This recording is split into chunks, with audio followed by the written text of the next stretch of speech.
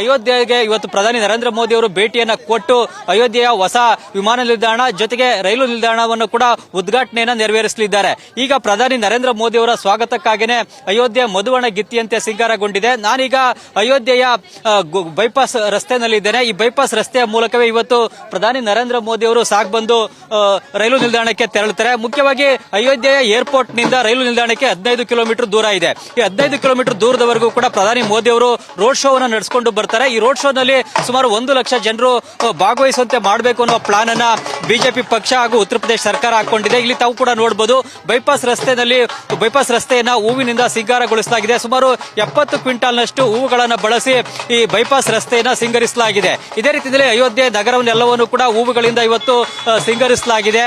ಮುಖ್ಯವಾಗಿ ಅಯೋಧ್ಯೆಗೆ ಈಗ ರಸ್ತೆ ಮಾರ್ಗ, ವಾಯು ಮಾರ್ಗ ಮತ್ತು ರೈಲು ಮಾರ್ಗದ ಮೂಲಕ ಸಂಪರ್ಕವನ್ನು ಕಲ್ಪಿಸಬೇಕು ಅನ್ನೋದು ಉತ್ತರ ಪ್ರದೇಶ ಸರ್ಕಾರದ ಉದ್ದೇಶ ಹಾಗೂ ಕೇಂದ್ರ ಸರ್ಕಾರದ ಉದ್ದೇಶ. ಈ ಕಾರಣಕ್ಕಾಗಿ ಈಗ ಹೊಸ ವಿಮಾನ ನಿಲ್ದಾಣ ಮತ್ತು ರೈಲು ನಿಲ್ದಾಣವನ್ನ ನಿರ್ಮಾಣವನ್ನ ಮಾಡಿ ಇವತ್ತು ಉದ್ಘಾಟನೆಯನ್ನ ಮಾಡಲಾಗ್ತಾ ಇದೆ.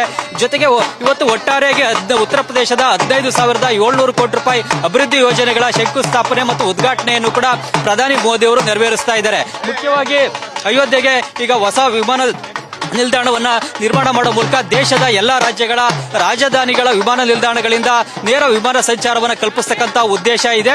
ಮುಖ್ಯವಾಗಿ ಇವತ್ತೇ ಮುಂಬೈನಿಂದ ಇಂಡಿಗೋ ವಿಮಾನ ಅಯೋಧ್ಯೆಗೂ ಕೂಡ ಆಗಮಿಸಲಿದೆ. ಇದಾದ ಬಳಿಕ ಜನವರಿ 15ರಿಂದ ಇಂಡಿಗೋ ವಿಮಾನ ಸಂಚಾರವನ್ನು ಕೂಡ ಆರಂಭಿಸುತ್ತವೆ.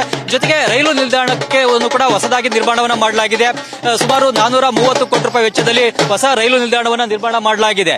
ಇಲ್ಲಿ ಬೈಪಾಸ್ ರಸ್ತೆಯಲ್ಲೂ ಕೂಡ ಈಗಾಗಲೇ ಅಲ್ಲಲ್ಲಿ ವೇದಿಕೆಗಳನ್ನ ನಿರ್ಮಾಣವನ್ನ ಮಾಡಲಾಗಿದೆ. ಈ ವೇದಿಕೆಗಳಲ್ಲಿ ಕಲಾವಿದರುಗಳು ಹಾಡುಗಳಿಗೆ ನೃತ್ಯವನ್ನು ಕೂಡ ಮಾಡ್ತಾ ಇದ್ದಾರೆ. ರಾಮಾಯಣ ಮಹಾಭಾರತದ ಕಥಾ ಪ್ರಸಂಗಗಳಿಗೆ ಮತ್ತು ಹಾಡುಗಳಿಗೆ ನೃತ್ಯವನ್ನು ಕೂಡ ಮಾಡ್ತಾ ಇದ್ದಾರೆ. ಈಗ ಇಲ್ಲಿ ಇನ್ನೊಂದು ಅರ್ಧ ಗಂಟೆ ಬಳಿಕ ಹೆಚ್ಚಿನ ಸಂಖ್ಯೆಯಲ್ಲಿ ಜನ ಬಂದು ಮೋದಿ ಅವರನ್ನ ನೋಡಬೇಕು ಅನ್ನೋ ಒಂದು ಉದ್ದೇಶಕ್ಕಾಗಿ ಇಲ್ಲಿ ಸೇರಲಿದ್ದಾರೆ. ಮುಖ್ಯವಾಗಿ ಜನವರಿ 22ರ ಕಾರ್ಯಕ್ರಮಕ್ಕೆ ಪೂರ್ವಭಾವಿಯಾಗಿ ಒಂದು ರಿಹರ್ಸಲ್ ನ ರೀತಿಯಲ್ಲೇ ಇವತ್ತು ಕಾರ್ಯಕ್ರಮವನ್ನು ನಡೆಸಲಾಗ್ತಾ ಇದೆ. ಜೊತೆಗೆ ಇವತ್ತಿನ ರೋಡ್ ಶೋಗೆ ಉಗ್ರಗಾಮಿಗಳ ಬೆದರಿಕೆ ಕೂಡ ಇದೆ. ಮುಖ್ಯವಾಗಿ ಖಲಿಸ್ತಾನಿ ಉಗ್ರಗಾಮಿಗಳು ಮೋದಿ ಅವರ ರೋಡ್ ಶೋ ಮೇಲೆ ದಾಳಿಯನ್ನು ನಡೆಸಬೇಕು ಅಂತೇಳಿ ಪ್ಲಾನ್ ಅನ್ನು ರೂಪಿಸಿಕೊಂಡಿದ್ದಾರೆ ಅನ್ನೋ ಮಾಹಿತಿ ಕೂಡ ಈಗ ಗುಪ್ತಚರ ಸಂಸ್ಥೆಗಳಿಗೆ ಲಭ್ಯವಾಗಿದೆ. ಈ ಕಾರಣಕ್ಕಾಗಿ ಈಗ ಉತ್ತರ ಪ್ರದೇಶದ ಅಯೋಧ್ಯೆಯಲ್ಲೂ ಕೂಡ ಇವತ್ತು ಸುಮಾರು 4,000 ಪೊಲೀಸರನ್ನ ಭದ್ರತೆಗಾಗಿ ನಿಯೋಜನೆಯನ್ನ ಮಾಡಲಾಗಿದೆ. ಬಿಗಿ ಬಂದೋಬಸ್ತ್ ಅನ್ನು ಕೂಡ ಮಾಡಲಾಗಿದೆ. ಈಗ ಅಯೋಧ್ಯೆಯ ಹೊಸ ಏರ್ಪೋರ್ಟ್ಗೆ ಮಹರ್ಷಿ ವಾಲ್ಮೀಕಿ ಇಂಟರ್ನ್ಯಾಷನಲ್ ಏರ್ಪೋರ್ಟ್ ಅನ್ನೋ ಹೆಸರನ್ನ ಇಡಲಿಕ್ಕೆ ತೀರ್ಮಾನವನ್ನು ತೆಗೆದುಕೊಳ್ಳಲಾಗಿದೆ. ಅದೇ ರೀತಿಯಲ್ಲಿ ಅಯೋಧ್ಯೆಯ ರೈಲು ನಿಲ್ದಾಣಕ್ಕೆ ಅಯೋಧ್ಯೆ ಧಾಮ ರೈಲ್ವೆ ಜಂಕ್ಷನ್ ಅನ್ನುವ ಹೆಸರನ್ನ ಇಡಲಿಕ್ಕೆ ತೀರ್ಮಾನವನ್ನು ತೆಗೆದುಕೊಳ್ಳಲಾಗಿದೆ.